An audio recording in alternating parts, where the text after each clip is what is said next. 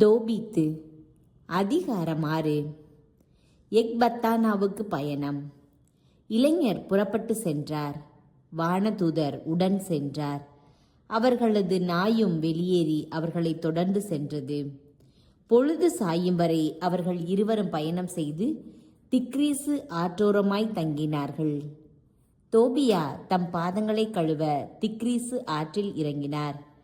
பெரும் மீன் ஒன்று திடீரென்று நீரிலிருந்து துள்ளி குதித்து அவரது காலை கவ்வ முயன்றது. எனவே அவர் கதறினார். வானதூதர் அவரிடம், பிடியும், மீனை உறுதியாக பிடியும் என்றார். இளைஞர் மீனை பற்றி இழுத்து அதை கரைக்கு கொண்டு வந்தார். வானதூதர் அவரிடம், மீனை கீறி அதன் பித்தப்பை, இதயம், ஈரல் ஆகியவற்றை எடுத்து வைத்து கொள்ளும். ஏனெனில் அவை மருந்தாக பயன்படும். ஆனால் குடலை எரிந்துவிடும் என்றார். அவ்வாறே இளைஞர் மீனை கீறி அதன் பித்தப்பை, இதயம், ஈரல் ஆகியவற்றை எடுத்து வைத்து கொண்டார். மீனின் ஒரு பகுதியை சுட்டு சாப்பிட்டார்.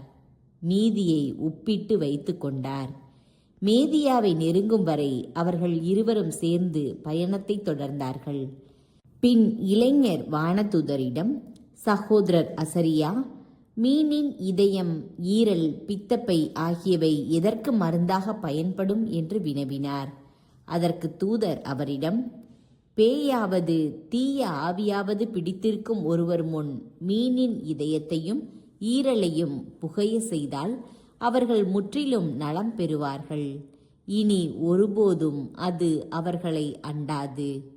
வெண்புள்ளிகள் உள்ள மனிதரின் கண்களில் பித்தப்பையை தடவி ஊதினால் அவர்கள் பார்வை பெறுவார்கள் என்றார். அவர்கள் மேதியா நாட்டினுள் சென்று எக்பத்தானாவை நெருங்கிக் கொண்டிருந்தார்கள்.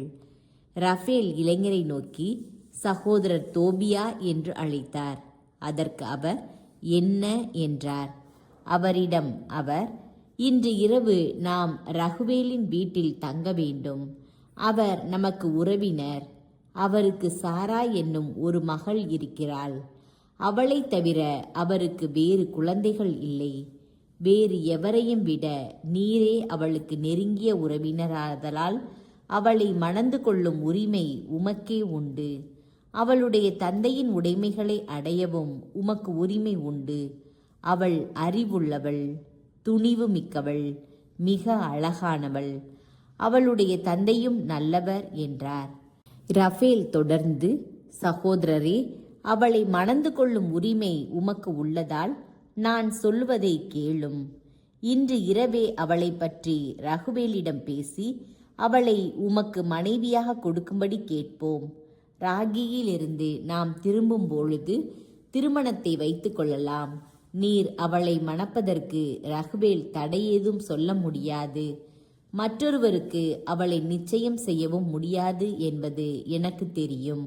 அவ்வாறு செய்தால் மோசேயின் நூலில் விதித்துள்ளபடி அவர் சாவுக்கு உள்ளாவார்.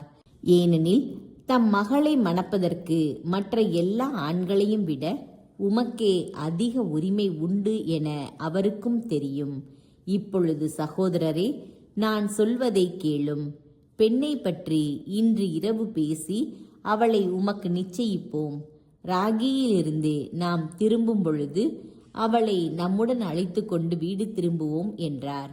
அப்பொழுது தோபியா மறுமொழியாக ரஃபேலிடம், சகோதரர் அசரியா, அவள் ஆண்கள் 7 மணமுடித்து கொடுக்கப்பட்டவள் என்றும் மணவரையில் அவளை அணுகிய அன்றிரவே அவர்கள் இறந்தார்கள் என்றும் ஒரு பேய் அவர்களை கொன்றது என்றும் கேள்வியுற்றிருக்கிறேன். இப்போது எனக்கு அச்சமாக உள்ளது. ஏனெனில் அவளுக்கு பேய் ஒரு தீங்கும் இழைப்பதில்லை. ஆனால் அவளை நெருங்குகின்றவனையே கொன்றுவிடுகிறது. என் தந்தைக்கு நான் ஒரே மகன். நான் இறக்க நேர்ந்தால் என்னை பற்றிய வருத்தம் என் தாய் தந்தையின் வாழ்வை முடித்து அவர்களை கல்லறைக்கு கொண்டு போய்விடும் என அஞ்சுகிறேன். அவர்களை அடக்கம் செய்ய வேறு மகன் இல்லை என்றார். அதற்கு வானதூதர் அவரிடம், தம் தந்தையின் குடும்பத்திலிருந்து ஒரு பெண்ணை மணந்து கொள்ள தந்தை உமக்கு கட்டளையிட்டுள்ளதை மறந்துவிட்டீரா?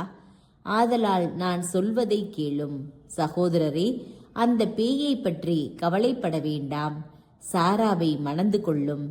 இன்று இரவே அவள் உம்முடைய மனைவி ஆவாள் என்பது உறுதி.